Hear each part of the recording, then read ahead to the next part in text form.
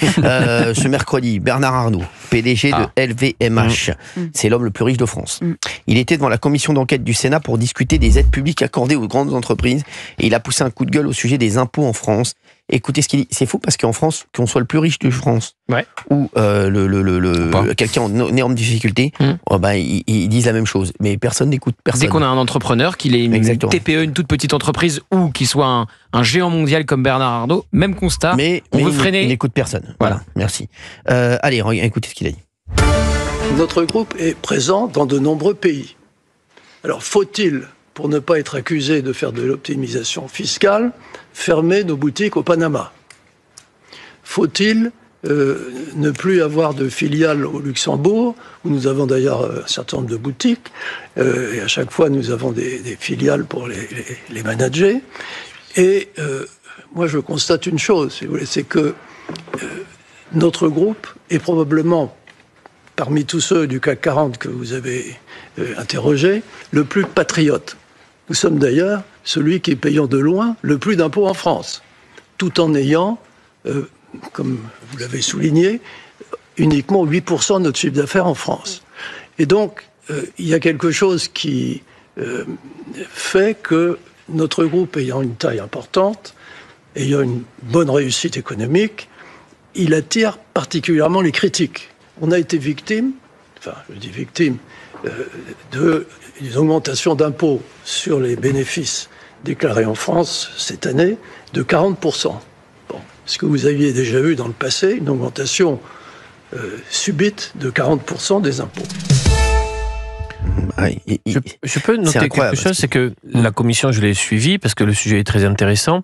C'était à Fleury-Moucheté avec le sénateur communiste Fabien Gay, directeur du journal L'Humanité, mais c'est resté sur un niveau où il y avait du jeu entre les deux, de l'écoute. C'est vraiment pas Vanier face à Bayrou.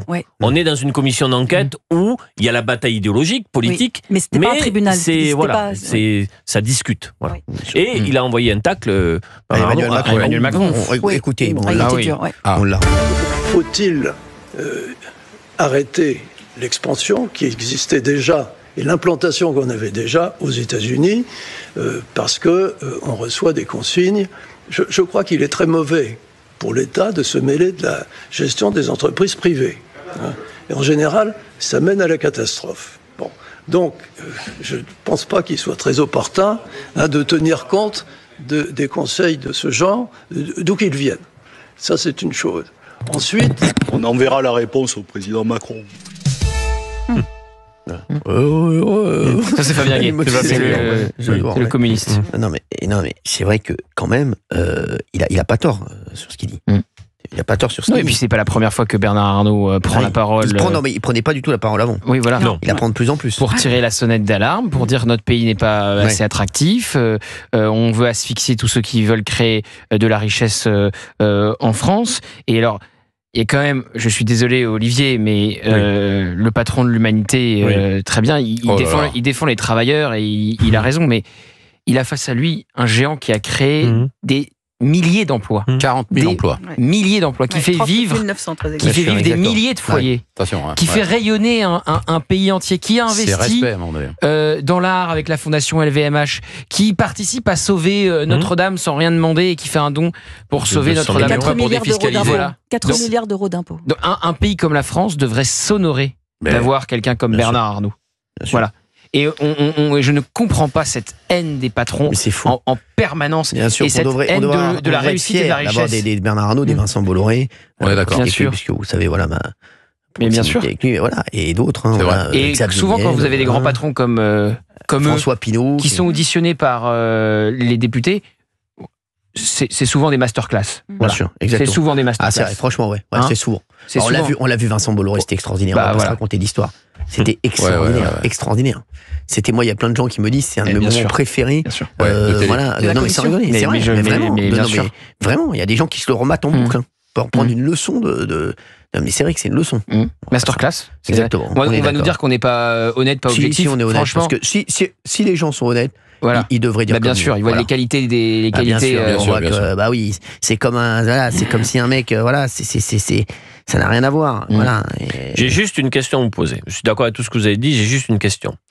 est-ce que l'optimisation fiscale, quand elle est très agressive, peut s'approcher d'un détournement de l'impôt et de l'effort fiscal? C'est la seule question que je pose. Et des cabinets fiscalistes sont spécialisés dans ces montages-là qui font que tu ne te mets pas hors la loi, mais tu pousses le curseur très loin. Mais t'as tout résumé, tu t'as dit tu ne te mets pas hors la loi. Bon bah fin du débat. Tu ne te mets pas hors la loi. Fin du débat. Voilà. Fin du débat. Voilà. Merci Gauthier Lebret. Tu te mets pas hors la loi, fin du débat. Moi j'aime bien qu'on peut en discuter un peu comme ça.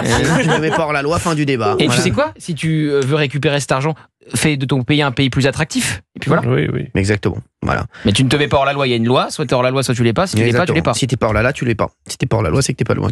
T'es dans la loi. Voilà. Parce que si t'es, voilà, je le dis. Voilà, merci, c'est clair. D'accord. Valérie Bénaïm, ça clôt un peu le débat, quoi. Vous voulez dire quoi là-dessus? Non, mais j'entends ce que vous avez dit. J'ai un petit collier qui s'appelle, qui est un perroquet. J'ai entendu deux là l'audio. Non, mais évidemment, il y a, je suis d'accord quand on est dans les clous ou on n'est pas dans les clous. Maintenant, certains s'amusent à frôler. Oui, mais ils ont le droit. S'ils sont pas, s'ils sont dans la légalité, ils sont dans la légalité. Je rappelle qu'LVMH, c'est 4 milliards d'euros d'impôts versés à l'État. Voilà, 4 milliards d'impôts versés à l'État. Bien, hein. C'est énorme. Donc ça reste très conséquent. Ça représente 1,1% du PIB. 40 000 employés. Voilà. Exactement. On en a besoin. Donc on en a besoin. Oui, la France en a besoin en tout cas. C'est un groupe qui fait rayonner la France, parce qu'évidemment la marque LVMH, elle fait rayonner le pays, qui fait vivre 40 000 familles, et donc qui crée du pouvoir d'achat pour ces 40 000 familles qui vont être réinjectées ensuite dans l'économie française. Et ensuite, c'est 4 milliards d'impôts. Donc là aussi, et en plus, vous avez quelqu'un qui va participer à la rénovation de Notre-Dame, créer des fondations d'art. Il y a une exposition que j'ai la chance de faire sur David Hockney, Fondation LVMH, qui rencontre un fort succès, qui est exceptionnel. Donc voilà, moi je pense qu'on retiendra à la fin Bernard Arnault et pas tous ceux qui l'ont critiqué. Bravo. C'est évident. Oh, il fait une émission excellentissime. Ouais. Celui-là, depuis... qui va gagner énormément d'argent. Ça lui donne des ailes. Ça lui a donné des ailes, bien entendu. Il est heureux comme un passon. Il est gai comme un passon, comme on dit. Il est gai comme un passon. Ah non, mais attends, mais depuis, qui c'est qui... Ah là, à mon avis, l'enfant va être heureux. L'héritier. L'héritier qui va arriver bientôt va être heureux. Vous balancez tout. L'héritier. C'est tout. Ah, on a pas... Ah, merde. C'est pas grave, non mais voilà, donc maintenant c'est public, oui. Mais merde, effectivement, mais je croyais que vous l'aviez dit. Non, on l'a pas dit. Mais merde. Moi, je croyais qu'il l'avait dit. Non, mais je parlais de Valérie Bénaïm. Non, c'est bon. Voilà. Valérie Bénaïm, on peut le dire. On attend. On peut le dire. Maintenant, disons-le. Ma femme est enceinte et on attend un petit garçon. J'adore votre femme. C'est magnifique. Super. C'est magnifique. Félicitations. Quel bonheur. Voilà, je vais lui informer que c'est public. Juste après l'émission. Et l'enfant peut dormir sur ses deux oreilles. C'est pour ça qu'il faut soutenir le foyer fiscal. Exactement. Merci. Oh, qui va être tranquille. Alors, si vous avez besoin pour l'enfant d'affaires, etc., et même d'un lit, vous pouvez récupérer tout ça chez Fabien. Je vais lui demander ses chemises. Premièrement, c'est fait sur mesure. C'est fait sur mesure. Vous pouvez y aller. Il aura juste les initiales FN. Vous mettez la tour devant. Et c'est ça passera crème. Merci beaucoup. En tout cas, non, mais c'est vrai que félicitations à Gauthier. Je suis tellement heureux pour lui. Je vous embrasse tous les deux très J'ai fort. déjà acheté le cadeau. Vous êtes des amours. Vous êtes des amours. J'ai déjà acheté le cadeau pour le petit. Ah ouais? C'est beau, ça y est. C'est quoi? On peut pas le dire. Mais on peut pas le dire. C'est une surprise. J'ai déjà acheté le cadeau pour le petit. D'accord. D'accord. Voilà, je rappelle que D'Artigol accouchera également mi-mai prochain.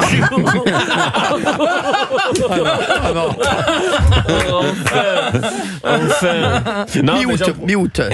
J'en profite pour aussi vous annoncer que... Quoi? Avec Coco, non, on n'entend rien là. Il n'y a rien. On n'attend rien. On n'a rien compris. Mais j'en profite pour vous annoncer qu'avec Coco, j'entends rien. C'est pas possible. Non, mais c'est un texte à trouver. C'est une énigme. On dirait qu'il a été comme dans le bled, il y a des trucs entre parenthèses, vous voulez conjuguer les verbes, mais lui, il les laisse comme ça. Non, mais quand vous arrivez à un certain âge, vous n'attendez plus ce type d'événement. Donc vous vous projetez différemment dans votre vie de couple. Construisez autre chose. Construisez autre chose. Il construit sa garde-robe. Tout aussi joli. Merci, bon, allez, c'est bon, là, vous m'emmerdez. Merci. J'embrasse ma femme au passage. On l'embrasse. J'embrasse votre femme également, j'embrasse l'enfant. Il sera heureux. Et bravo. Merci Fabien Lecoeuf d'avoir été avec nous. Voilà. Toujours un plaisir. Sachez que votre tuk-tuk vous est venu chercher. Merci Valérie Bénaïm. Allez, à demain. C'est Laurence Ferrari sur CNews Europe 1.